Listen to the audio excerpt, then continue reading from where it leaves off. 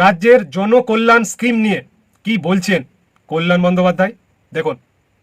তাহলে স্বীকার করলো তো যে মমতা বন্দ্যোপাধ্যায়ের স্কিমগুলো জনকল্যাণ স্কিম বলে।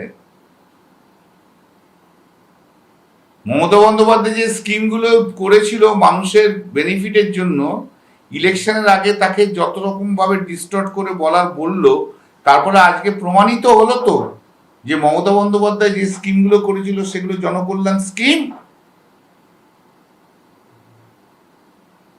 শুনুন, জায়গা নেই কোনো। অন্নপূর্ণা ভান্ডারে যতজন লোক টাকা পাবে, লক্ষ্মীর ভান্ডারে তার চেয়ে অনেক বেশি লোক টাকা পাবে। কাভারেজ।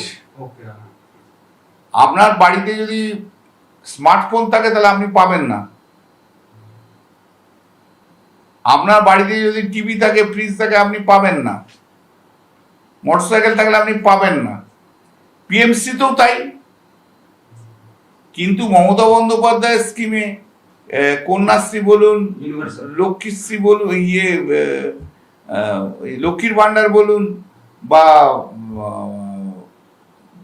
যা আছে যে স্কিমগুলো আছে, যেটা হচ্ছে সবচেয়ে বড় কথা স্বাস্থ্যসাথী স্কিম, সেই স্কিম তো সেন্ট্রাল গভর্নমেন্টের স্কিমের সঙ্গে নয়।